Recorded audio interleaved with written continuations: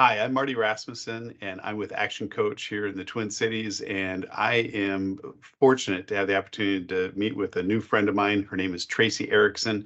She is the owner and leader of Kiwi Group, which is a technology and healthcare consulting group. And she has a tremendous story to be able to share with us. And so, Tracy, welcome to Business Owner Spotlight. Oh, thank you, Marty. It's a pleasure to be here. Thank you so much for the opportunity.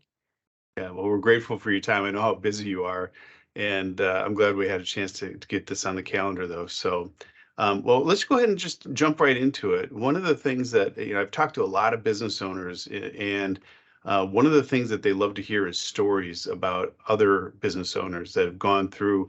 It doesn't even have to be in the same industry necessarily, but they like to hear the stories about where they started, where they are, and where they're going, and then to be able to hear a little bit more about some of the difficulties that they went through so that they don't have to. And so I'd just like to talk through that a little bit if we could. How did you tell us a little bit about your background, both personally, or maybe more professionally, and then with Kiwi Group? Sure, sure. So, I'm from the Twin Cities. I grew up in northern Minnesota, and at that time, growing up in Cloquet, our big travel adventure was to go to Thunder Bay, Canada, or the Twin Cities. And so I had an opportunity during college to study in Spain, and then I got the travel bug. And after college, spent 2 years traveling the world on my own dime. My parents didn't pay, working in different things, and that's how I came up with the Kiwi Group. Is from my time spent in New Zealand.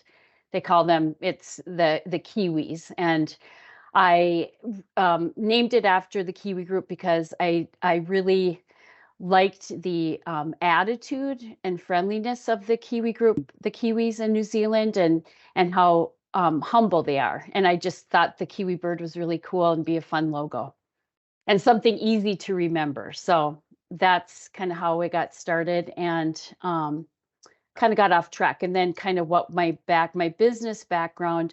I started working at United Healthcare here in the Twin Mm, Cities when I got back from my travels, and worked my way into doing more client service work, and then okay. went to the dark side of sales, and worked in healthcare IT sales for a number of years, and spent a lot of time as a road warrior selling into healthcare and hospitals all around the country.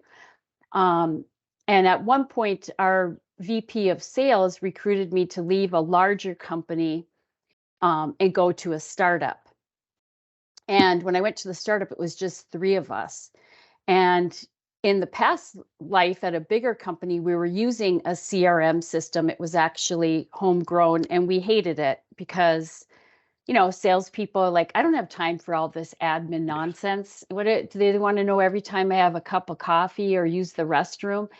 But when I got to a startup company where their particular service that we were selling was something that we could sell to any hospital in the US, and not to have like a CRM when you have 7,000 hospitals and a variety of call points. How in the world do you track who did I talk to last? What do they have? And if you say, I want to go after a certain hospital with this profile, very difficult to do with the shared spreadsheet. So I complained enough, and they said, okay, okay, well, go ahead. We don't have the resources to hire a consultant, so just do it, make it happen. So I was kind of an accidental Salesforce admin and had to import all this hospital data. And I loved sales. It was a great career, but I loved doing that. And I Mm, found that sometimes it was difficult for me if I went to a new company and if the CRM wasn't friendly. Sometimes I would buy Salesforce on my own and kind of have my own database. And wow. so, because I know it seems strange, like, because you don't usually see salespeople as being that technical, but I have real life experience of what a bad CRM looks like. And that's how, in 2015, or 2014, I had two major life changes, life events that really made me step back and think, is this what, Hmm. do I want to keep working for somebody or do I want to do something on my own?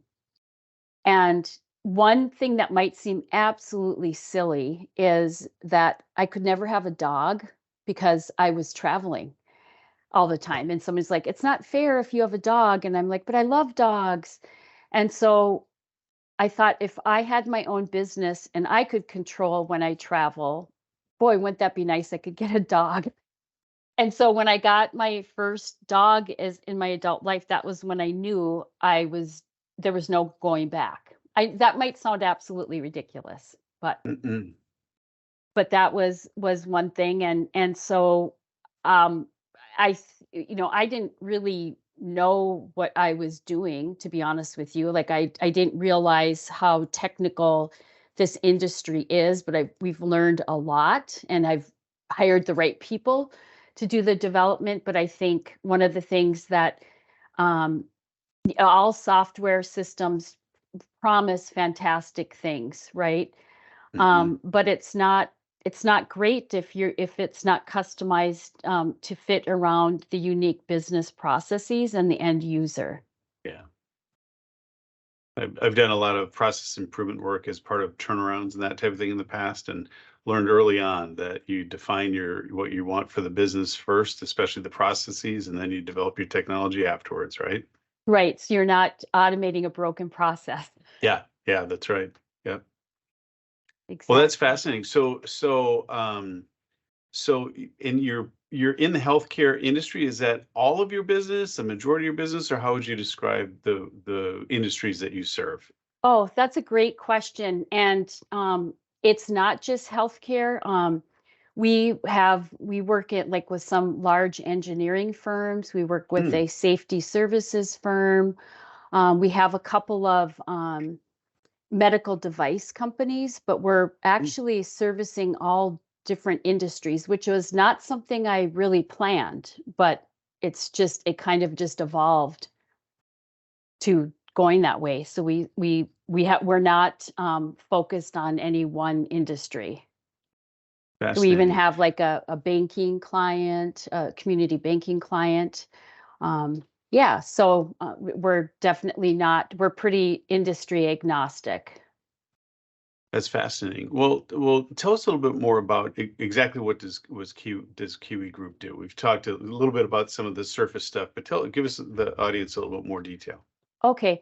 Yes, thank you. We focus 100% on the Salesforce platform. Initially, we thought, oh, should we do all different platforms? Microsoft, um, their their CRM system, or well, there's a whole bunch, as you know.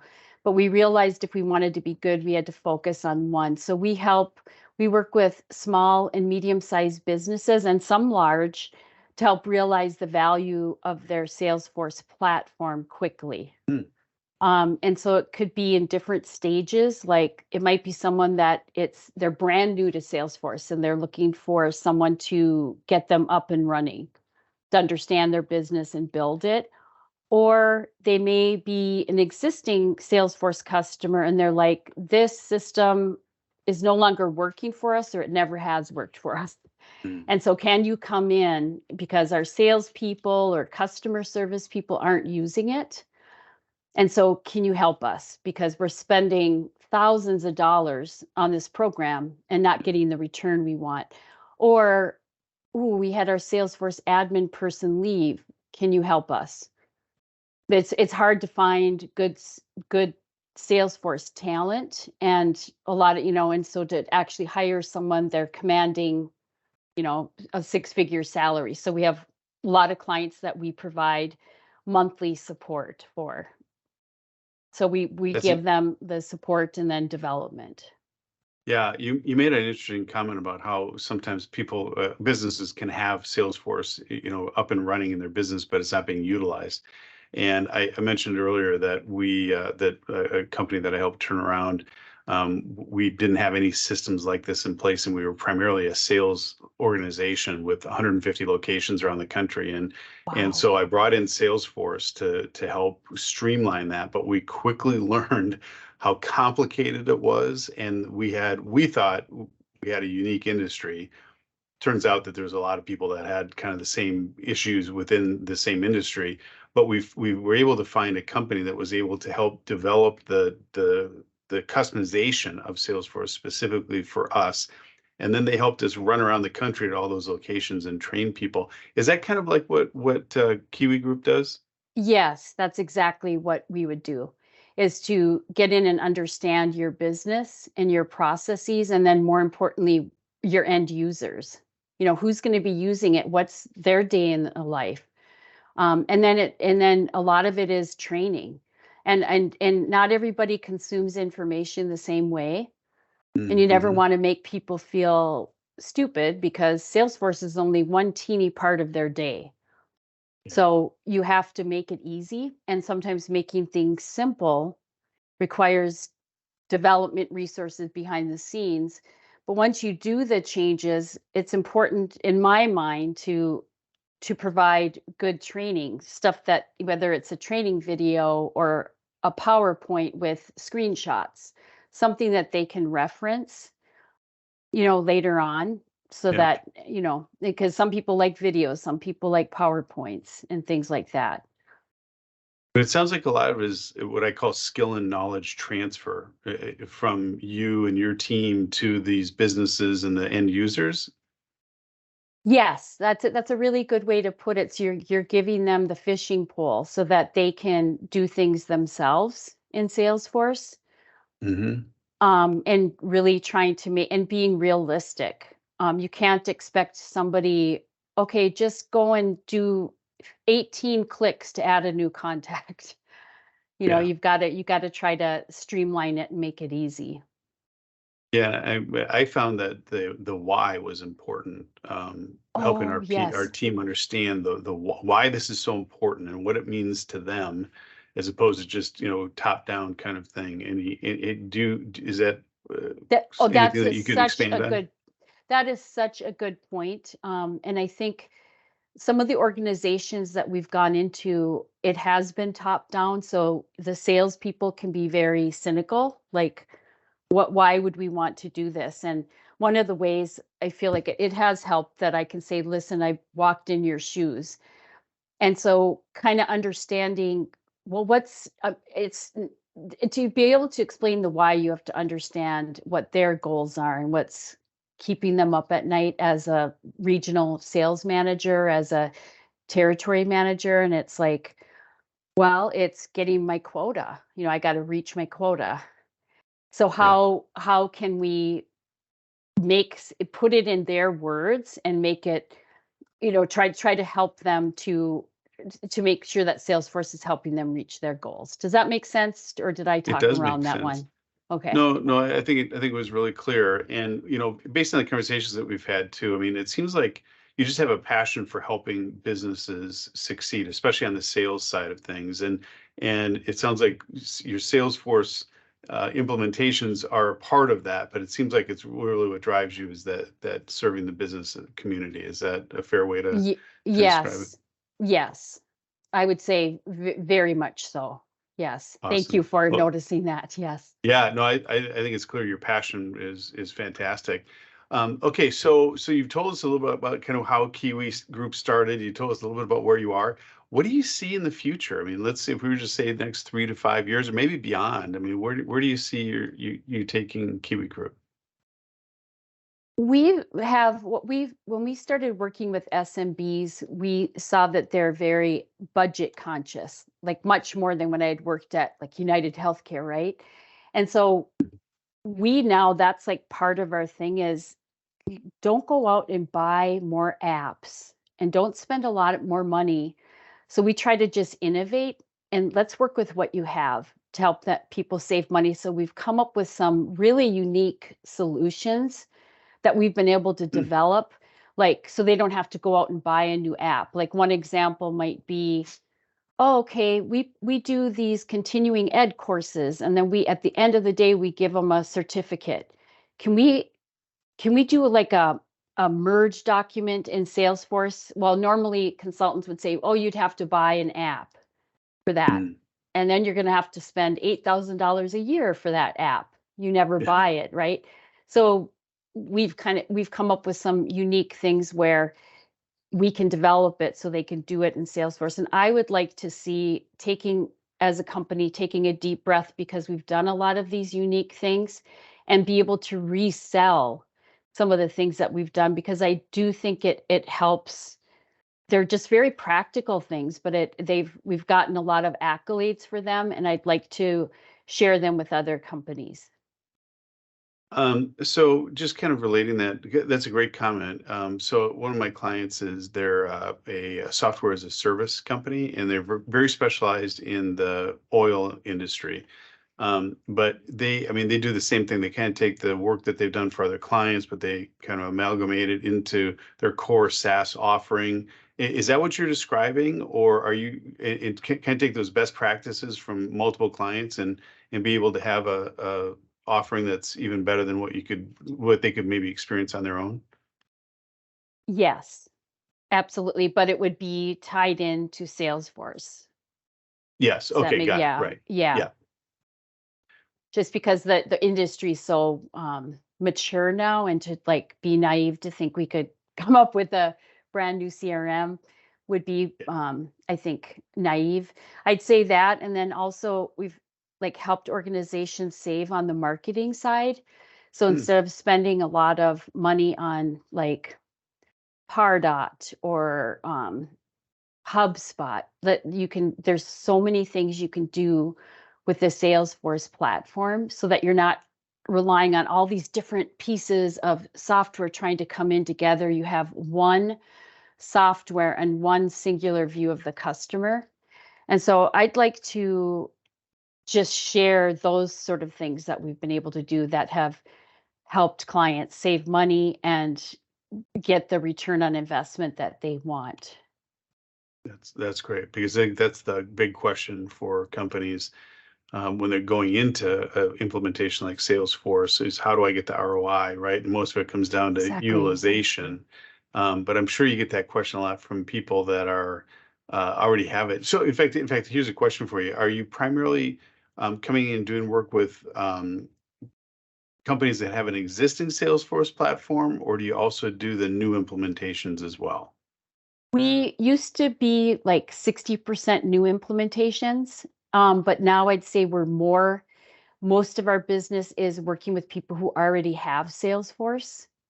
Okay, And we still can do net new implementations, but I'd say a majority is tweaking existing Salesforce. What if for working with people who have Salesforce and helping them to make it better, or providing monthly service so they don't have to hire a staff of people. got it. Okay, well, that's helpful because I know our listeners are, you mentioned you're industry agnostic. We have people from all across the globe, for one thing, that watch these interviews, but also, all sorts of different industries. So this is super helpful. So I want to ask one more question before we start wrapping up. And we were talking earlier about kind of, talked about, I learned through the School of Hard Knocks way too many things in my life, but was there anything in your life, professionally or with Kiwi Group, as you grew the company to where it is today, that you really found that, man, I wish I could have learned that a different way, or an obstacle that you had to overcome, something that would help the listeners be able to really grasp, hey, if I listen to what Tracy is sharing with me right now, I can shorten my learning curve later on. Oh, I love that question. And I'm just going to be super upfront and honest. Before I started the business, I had been an employee, right? So I was a Mm. W-2. I didn't have to track my time. And I tend to be very generous. And so when you have your own business, and you can also, if you're reinventing yourself and you're starting a business, you can get that preposter. What do you call that? I can't even think of the preposter syndrome. What's that word? Oh, imposter. Thank you. Imposter syndrome, and so you can think, oh, I need to, I'm still not. I'm new. I'm a new business. I've got to give away time. I've got to do. and you can get to a point where you're doing that too much. And so I think Mm, there's a balance of the humility and service orientation with really valuing your time, mm. because it's Okay. uncomfortable, right? To charge people what the actual time that you spent on something when you're newer. So I don't know if that makes sense, but it's just important to value your time. And yes, at first you're not gonna you can't expect to be super profitable in the beginning. There's sacrifice, but don't Hmm. take that too far, because I took that a little too far. Yeah. Well, I think if a person has that giving nature, like you just described yourself, I mean, it's easy to just want to be able to help, and you've got the passion to help people too, and to be able to just keep pushing, the help side of things. But there's a business to run, and there's personal financial statements that have to be done, and payroll to be met, and all those kinds of things. So I think that's really helpful because I think there's a lot of people out there that they're in their they've left a corporate environment, like both you and I have, and we went into business for ourselves, and we do it because we have a passion for fill in the blank, right? And in our case, it's helping business owners. We do it in two different ways, but to be able to help business owners be the best that they can be and have more fun and be more profitable. And but it's easy to be able to say, here, take this. Oh, take this, take this, take this. But it's a business too, right? And And I people will think having take it. yeah, Excuse me, I didn't that's mean to right. interrupt, but Yeah. No, that's people will continue to receive as long as we're continuing to give. And so I think that's awesome. So how would you suggest to somebody to be able to maybe learn where to draw that line? Do you have any tips for people to be able to make sure that they understand that? yes, that's a good I guess just listen to yourself. If you start to feel like you're kind of burning out, or you start to feel like, oh, Mm. if you start to feel resentful towards your clients, right? Oh, Because at yeah. first you can start out and love all your clients, and then you can get to a point where if you're kind of burning out and you're not really getting the income that you should, um, you'll know that you need to be better about tracking your time and charging the right amount. I really like that because it's easy to get stuck in the data, seeing what happens on my financial statements. But what you just described is kind of that intuitive piece and Mhm. understanding the triggers and what to look for before you get too far down that pipeline. And I think people, at least for me anyway, I tend to be more left brain logical, and so I look more at the data. But you just hit something that I think more of us need to pay attention to, and that is kind of our gut feel. Yes, and I would like to be more left brain oriented, which I would love to talk to you more about that. But thank you for appreciating that, because some people would be more 100% data oriented, but I think it's a balance, right? Yeah. Especially in your business with CRMs and that type of thing. Well, I just want to go back to one of the comments you made about early on about wanting to have a dog. And one of the things that we do at Action Coach is we really focus on helping business owners have their life goals set first. And then we teach them how to wrap their Oh, business goals around that. So the business is supporting their life as opposed to the other way around, which I've gotten caught in many wow. times. And so I think this idea of what you described, that is a key takeaway for me personally and for a lot of the people that are watching this. So thank you for being honest and transparent, because that's no small thing. I think for a lot of people that's a big thing, and they need to listen to that part of their intuition as well. I love your approach that you start with the life goals first. I've never ever heard of a consultant doing that. I think that's wonderful. That's refreshing. Yeah, it seems to be very unique, and we're there to support the businesses. But well, I know we've taken up quite a bit of your time, but Tracy, really like to give you an opportunity. There's probably a lot of people out there that would like to get to know you or learn more about Kiwi Group and how you can possibly help their needs, whether it comes to the CRM tools that you have or on Salesforce and any other work that you do. What would be the best way for them to reach you? Um, Either through my email. Unfortunately, I get all kinds of robocalls. I'm sure we all get those, right? Yeah, yeah, So I yeah. think email is the best way to reach me, or you can look at our website. It's kiwigroupinc.com, And you can actually look at some video testimonials of what our other clients have said and how we've helped them. Oh, But one of the things that we can do is I'm all about, like we talked about, leveraging Salesforce quickly. So we would offer out, if someone would be interested, an hour that where we can get on the phone and you can share your hmm. Salesforce instance with us. And if we can give you any quick tips and tricks and things you can do, little small tweaks that could make a world of difference, we'd have myself and then one of our developers, and we could offer that out if that would be something appealing to people. Well, I think it'd be super appealing. And so I just want to reinforce that. I mean, Tracy's just given a tremendous gift of her time and her developer's time to be able to make an offer to anybody out there that's either using Salesforce today or contemplating using Salesforce in their business. This is a great place to start. And I know you mentioned your email and your website, but you've also got a lot of posts that you've put on LinkedIn that are really, really informative too, about, top tips and how to prioritize the work inside of a CRM like Salesforce and others. So I just want to point people to that as well. And so maybe I'll just kind of wrap up. Any other closing comments that you'd like to share? Um, the saying that I've always said since starting my business is the cobbler's kids have no shoes, right?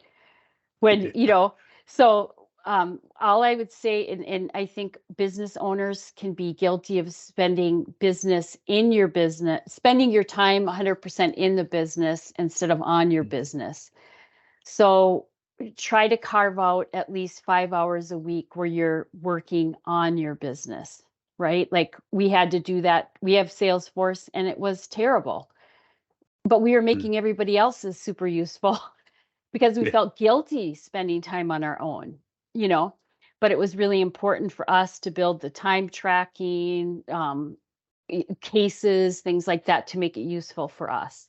So that's all I would say is, um, making sure that you're spending time on your business and try not to feel guilty about it. that's awesome. I think that's really good. It's important. And we say the same thing to our business clients, and that is minimum of 3 to 5 hours on the business, because we know that business owners, they develop everything from the strategy to the execution to the go-to person for all the employees and many of their clients, and then they take the garbage out on Friday night too, right? Exactly. That's a good way to put it. I like that. Yeah, that's good. I take my Awesome. garbage out on Tuesday nights, though. Oh, yeah. Yeah, Okay. garbage comes Wednesday, so That's great. Well, Tracy, thank you so much again for your time. We're really grateful that you're willing to share your story with so many people. I know they're going to benefit from it. Again, I'm Marty from Action Coach, and I had the opportunity to be able to introduce you all to Tracy Ericksen from Kiwi Group, a Salesforce CRM solution provider. And I just want to encourage all of you to take the time to reach out to her and learn how they can help your business grow. And so thank you all for joining us. We look forward to seeing you next time. thank you. Thank you, Marty. I really enjoyed this. Appreciate your time.